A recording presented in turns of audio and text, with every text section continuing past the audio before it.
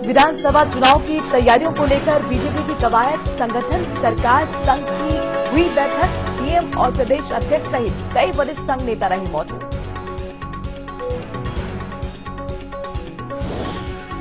UP Uttarakhand परिसंपत्ति विवाद पर चढ़ा सियासी पारा, कांग्रेस के यूपी के आगे धामी सरकार के सरेंडर करने के आरोप पर बीजेपी का पलटवार, कहा निष्पक्ष और पारदर्शी तरीके से हुआ परिसंपत्तियों का बंटवारा। मिशन उत्तराखंड में जुटी आम आदमी पार्टी ने हरिद्वार में निकाला road show, Arvind Kejriwal CM प्रत्याशी कोठियाल रहे मौजूद।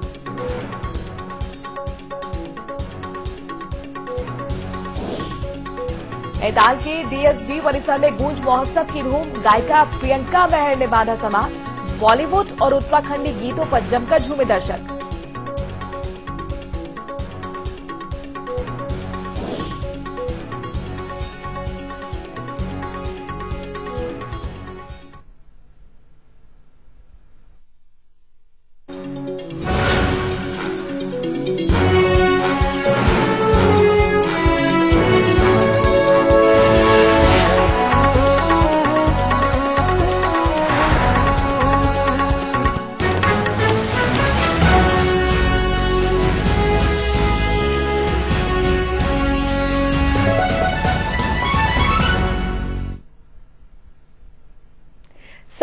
सारा समय देख रहे हैं आप, मैं हूं आपके साथ मनोराज सक्सेना। उत्तराखंड की खबरों में आपका स्वागत है।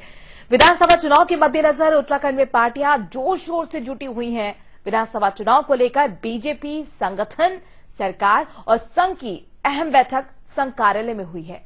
इस दौरान आपको बता दें कि मैराथन बैठक में मुख्यमंत्री प्रदेश अध्यक्ष के अलावा आरएसएस के संपर्क प्रमुख आलोक जी और प्रांत प्रचारक सहित वरिष्ठ संघ नेता मौजूद रहे।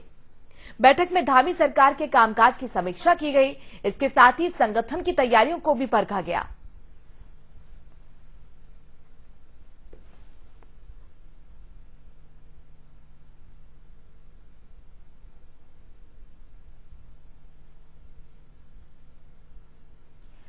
देहरादून से हमारी संवाददाता ज्योत्सना खबर पर जुड़ गई हैं। ज्योत्सना, यही माना जाता है कि कहीं ना कहीं जो पेरेंट पार्टी है बीजेपी की यानी संघ, जो नीतियां सुझाई जाती हैं उसी पर बीजेपी आगे बढ़ती है। चुनाव से पहले संघ के साथ बीजेपी संगठन की बैठक, क्या मायने इसके, क्या कुछ हुआ है आज बैठक में, जरा ये बताएं।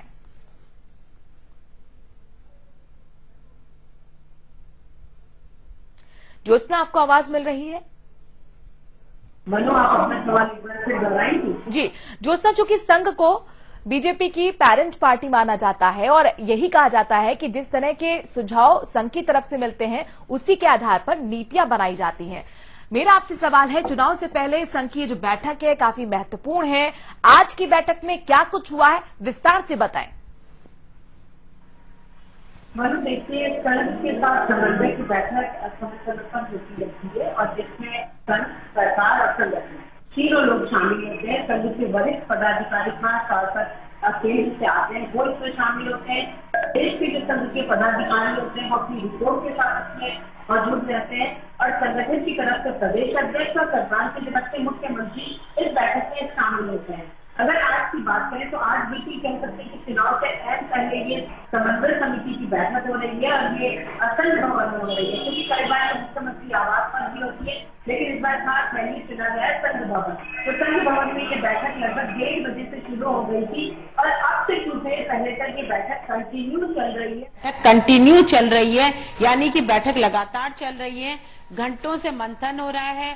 संघ अपनी रिपोर्ट लेकर के सामने है, संघ की ग्राउंड रिपोर्ट होती है कि सरकार का क्या फीडबैक है, संगठन का क्या फीडबैक है, क्या लोग चाहते हैं, किस चीज से लोग नाराज हैं, कौन सी पॉलिसी संघ जो विचार रखता है उससे मेल नहीं खाती है, ये कहां पर किस नेता की शिकायत संघ के माध्यम से प्राप्त हुई है, ये सारी चीजें रखी जाती हैं। और आज की बैठक में जो खास तौर पर केंद्र से संघ के प्रतिनिधि आए हुए हैं वो हैं जो समन्वय है, यानी कि पूरा जनसंपर्क रखते हैं आलोक जी, काफी वरिष्ठ हैं संघ के पदाधिकारी, वो इसमें शामिल हैं और वो पूरी चीजों को जान रहे हैं। संगठन की पूरी रणनीति, पूरी रूपरेखा मदन कौशिक रख रहे हैं, तो सरकार की तरफ से अपनी पूरी तैयारी के साथ मुख्यमंत्री पुष्कर सिंह धामी उसमें मौजूद हैं। और बिल्कुल जैसे आपने कहा कि बहुत खास ये बैठक है क्योंकि चुनाव से ठीक पहले हो रही है, बीजेपी को क्या क्या और करना चाहिए सरकार और संगठन को आज की बैठक में तय होगा।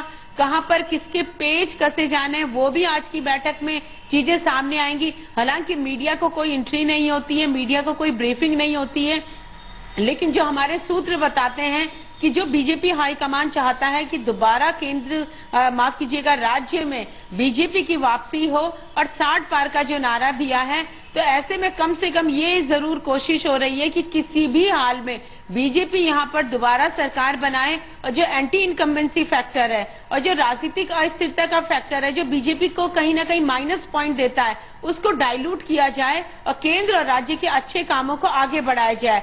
आखिरकार क्या निर्देश मिलेंगे, देखिए एंटी इनकम्बेंसी को खत्म करने के लिए चेहरा बदला गया था, लेकिन क्या ये जो प्रैक्टिकल किया गया है लगातार ये प्रैक्टिकल होता रहा है। हालांकि उसका जो फैसला रहा वो कहीं ना कहीं जनता को तो रास नहीं आया, सरकार हमेशा बदली, लेकिन इस बार क्या होने जा रहा है ये बहुत महत्वपूर्ण होगा। आपसे मेरा चूंकि सवाल ये है कि अब चुनाव एकदम मुहाने पर है, 3 महीने बाद ही चुनाव होंगे, तो ऐसे में कौन से कामों को सरकार के लेकर जाना है जनता के बीच में, क्या इसको लेकर भी बातचीत होगी। देवस्थानम बोर्ड एक बहुत बड़ा मुद्दा बना हुआ है, साधु संतों की नाराजगी अभी खत्म नहीं हुई है, संघ क्योंकि हिंदुत्व को लेकर बहुत ही पार्टिकुलर रहा है, क्या इसको लेकर भी आज चर्चा हो रही है।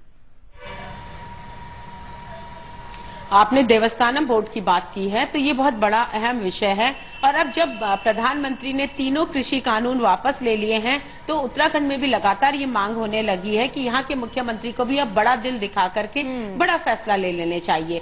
पूर्ववर्ती मुख्यमंत्री ने जो भी गलती की है देवस्थानम बोर्ड को लागू करके उसको मान लेना चाहिए और माफी के साथ इसे फिलहाल वापस ले लेना चाहिए और सभी तीर्थ पुरोहितों को कहना चाहिए कि आने वाले समय में हम अपनी तीर्थ यात्रा को दुरुस्त करने के लिए कुछ न कुछ कानून बनाएंगे, लेकिन आपकी रायशुमारी से बनाएंगे।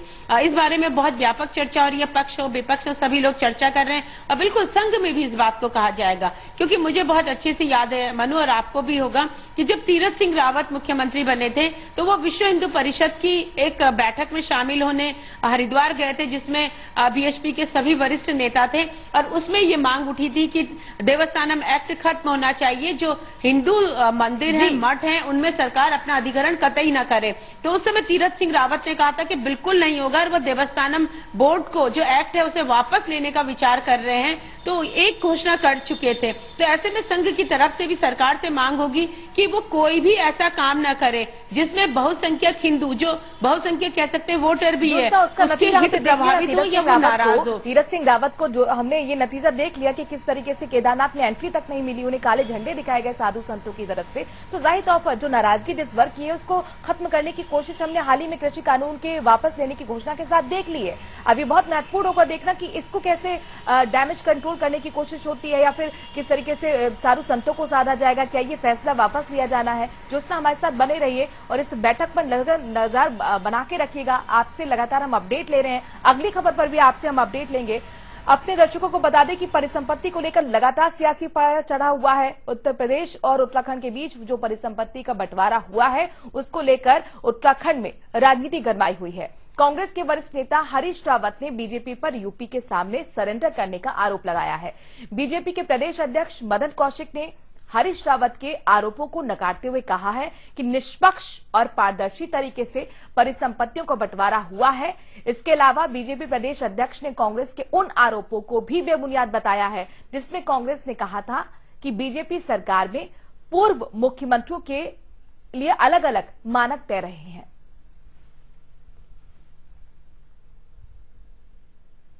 पता है किस रूप में किया है?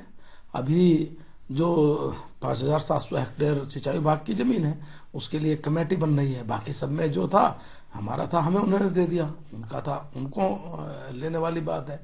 शेयर निश्चित है, जितना जिसको मिलना है। तो सिलेंडर किस चीज का हुआ मैं बताता हूं। उस समय भी हमने, क्योंकि इस विभाग का मंत्री मैं था, उस समय हमने लगभग 100 से ज्यादा केसेस थे जिसमें हमने 60-70 केसेस उस समय निपटे थे।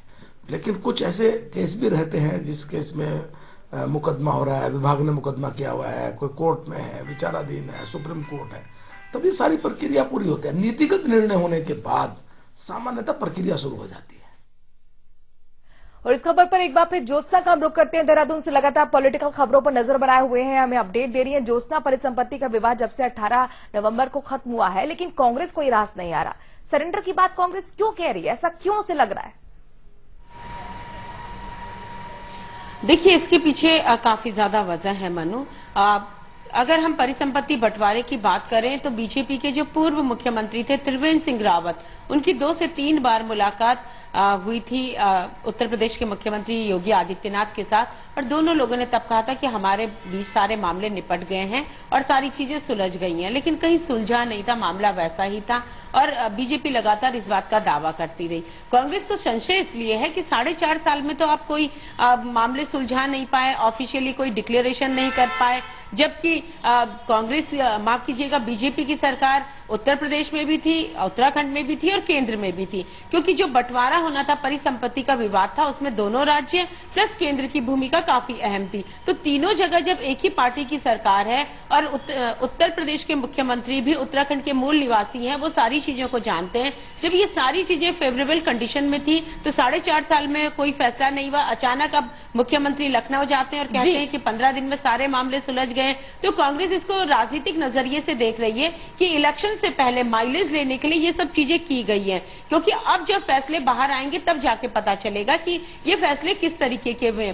वहीं उनका कहना है कि ये फैसले वो हैं जो 2000 में तय हुए थे। 2000 से 2021 तक का बहुत समय निकल गया है, बहुत सारी चीजों में हमको अपर हैंड होना चाहिए था, यानी कि हमको और ज्यादा डिमांड करनी चाहिए थी, लेकिन राज्य सरकार ने ऐसा नहीं किया है। तो ये सारी चीजें जिसे लेकर कांग्रेस कहीं ना कहीं सरकार की घेरेबंदी कर रही है, और सरकार भी अपने आप में जानती है मनु इस बात को कि जब तक फैसले बाहर न निकल जाएं तब तक वो दावे जरूर कर रही है, जश्न जरूर मना रही है, लेकिन आपकी जानकारी क्या कहती है? कई ऐसे मुद्दे हैं जिन पर सहमति बनी है, कई ऐसे मुद्दे हैं जिनको अभी समझना बाकी है।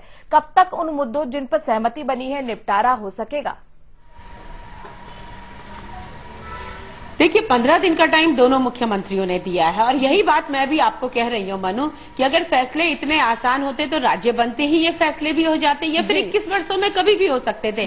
बीजेपी भी यहां पर 3 बार सत्ता में रही, और सबसे बड़ी बात है कि जब राज्य बना था तो उत्तर प्रदेश में भी बीजेपी की सरकार थी, तत्कालीन मुख्यमंत्री राजनाथ सिंह थे, और देश में भी बीजेपी एनडीए की सरकार थी और अटल बिहारी वाजपेयी प्रधानमंत्री थे। तो अलग राज्य बनने के साथ ही पूरे मामले भी सुलझ जाने चाहिए थे, क्योंकि उत्तराखंड के साथ ही छत्तीसगढ़ और झारखंड भी बने, वहां इस तरीके की परिसंपत्ति के मामले अभी तक लंबित नहीं है। कोई 1-2 मामले होंगे जो बहुत टेक्निकल पेज में होंगे, वरना इतने ज्यादा मामले नहीं रहे। आप सोचिए, आप ये विडंबना समझिए कि कुंभ का आयोजन हरिद्वार में होता है, उत्तराखंड में होता है, लेकिन कुंभ क्षेत्र, जो कुंभ की भूमि है, जहां कुंभ मेले का आयोजन होता है, वो उत्तर प्रदेश की है। तो आप सोचिए किस तरीके का बंटवारा हुआ है। जलाशय उत्तराखंड में है, वहां पर मछली पालन सवाल खड़े करती हुई और ये कह रही है कि हमें ये समझौता मंजूर नहीं है, और यहाँ पर एक तरीके से धामी सरकार ने योगी सरकार के सारे सरेंडर कर दिया। लेकिन कुल मिलाकर पिक्चर अभी बाकी है। ज्योत्सना, जिस तरीके से हमें हमारी संवाददाता बता रही हैं कि अभी फैसले वो कौन से लिए गए हैं, ये जब सामने आएंगे तो कुल मिलाकर असल में क्या ये जीत है या ये कॉम्प्रोमाइज है, इसके मानक तय हो पाएंगे। ज्योत्सना, हमारे साथ बने रहिए, अगली खबर पर भी आपसे अपडेट लेंगे। बीजेपी की 25 और 26 नवंबर को होने वाली कार्यसमिति की बैठक स्थगित कर दी गई है। अब बीजेपी पन्ना प्रमुखों का सम्मेलन देहरादून में करेगी, जिसमें प्रधानमंत्री से समय मांगा गया है। बीजेपी प्रदेश अध्यक्ष मदन कौशिक ने बताया है कि इस समय संपर्क अभियान चल रहा है। कार्यसमिति की बैठक में इसमें व्यवधान होता है, इसीलिए पार्टी ने अपना कार्यक्रम ही बदल दिया। बीजेपी प्रदेश अध्यक्ष ने बताया है कि बीजेपी 6 दिसंबर से विजय संकल्प यात्रा भी शुरू कर रही है। पार्टी एक बार फिर सत्ता में वापसी के लिए ये यात्रा शुरू कर रही है। जनता के आशीर्वाद से फिर से सत्ता में आने का दावा भी। कार्य समिति में जो हमारा महाजनसंपर्क अभियान है, विचार हुआ कि वो सभी कार्यकर्ता, इस समय 2-2.5 लाख कार्यकर्ता उस संपर्क अभियान में लगे हुए हैं, और फिर कार्य समिति में हमें जिला अध्यक्ष, प्रदेश के पदाधिकारी, सब लोगों को एक दिन पहले आना स्वाभाविक था। तो तब ये विचार हुआ बैठ के कि कार्य समिति थोड़ा समय रहते हुए बाद में देखा जाए। सबसे पहले जो एक हमारा संगठनात्मक जो हमने तैयारी की है वो पूरी हो जाए। इसी क्रम में 25 और 26 को हमारे जो चुनाव के प्रभारी वो भी आने वाले हैं, उनके साथ भी अनेक प्रकार की इस प्रकार संगठनात्मक बैठकें होंगी। संभवतः उत्तरकाशी, टिहरी, उधर श्रीनगर, इधर कहीं जाकर एक जो व्यवस्था भी हम बना रहे हैं, तब वहां भी हम लोग जाएंगे। और इस खबर पर एक बार फिर हम ज्योत्सना का रुख करते हैं। ज्योत्सना, बीजेपी पूरी तरह से चुनावी मोड में दिख रही है। हाल ही में जिस तरीके से चुनाव प्रभारी का दौरा हुआ, जेपी नड्डा का भी दौरा हुआ, अब जो ये कार्य समिति की बैठक हो रही थी, इसके स्थगित होने के पीछे क्या वजह मानी जा रही है? बिल्कुल, देखिए, खुद प्रदेश अध्यक्ष मदन कौशिक ने स्वीकार किया कि 25 और 26 तारीख को चुनाव प्रभारी भी उत्तराखंड दौरे पर आ रहे हैं। और अगर हम कार्य समिति की बैठक करते हैं तो सभी जिलों से वरिष्ठ पदाधिकारियों को देहरादून आना पड़ेगा। और जो पार्टी का अभी महाजनसंपर्क अभियान चल रहा है वो कहीं ना कहीं प्रभावित होगा। तो पार्टी चाहती है कि वो अभियान प्रभावित ना हो और जो अपना काम जहां पर कर रहा है वो करता रहे। चुनाव प्रभारी यहां पर आ रहे हैं तो जहां वो देहरादून में वरिष्ठ नेताओं के साथ मंथन करेंगे, वहीं कुछ और जगह जाकर के खुद चुनाव तैयारियों का जायजा चुनाव प्रभारी और प्रदेश अध्यक्ष लेंगे। क्योंकि पार्टी की मंशा ये है कि वो बहुत जल्द ही एक पन्ना प्रमुखों का सम्मेलन बुलाए। क्योंकि मनु, आप जानती हैं कि बीजेपी की जो संगठन की और चुनाव की बूथ मैनेजमेंट की बैकबोन है वो है पन्ना प्रमुख। और पन्ना प्रमुखों के सम्मेलन में वो प्रधानमंत्री या गृह मंत्री अमित शाह को बुलाना चाहते हैं और उसके लिए उनसे समय भी मांगा गया है। जिस भी नेता का समय तय हो जाएगा वो आएगा और उसी के अकॉर्डिंग फिर आगे की तैयारी होगी। तो बीजेपी अब यही चाहती है कि कार्य समिति की बैठक न करके हम चुनाव की तैयारियों में जुट जाएं और पन्ना प्रमुखों का और बूथ प्रमुखों का एक सम्मेलन अलग अलग बुला करके कहीं न कहीं कि बूथ जीता और आपने चुनाव जीता। जो बिल्कुल यही मंत्र देके गए थे गृह मंत्री अमित शाह, उत्तर प्रदेश में यही मंत्र देके गए थे कि बूथ जीता चुनाव जीता। और इसी को लेकर अब माना जा रहा है कि उत्तराखंड में भी जल्द ही पन्ना प्रमुखों की बैठक करेंगे गृह मंत्री अमित शाह। ऐसी कोशिशें बीजेपी संगठन की तरफ से होंगी। बहुत बहुत शुक्रिया ज्योत्सना, तमाम जानकारी हम तक पहुंचाने के लिए। दरअसल अपने दर्शकों को बता दें कि बीजेपी के चाणक्य जो है गृह मंत्री अमित शाह, वो लगातार बूथ को मजबूत करने पर जोर देते रहे और यही फॉर्मूला जीत का माना गया है। एक छोटे से ब्रेक के लिए यहां पर रुक रहे हैं, जल्द हाजिर होते हैं।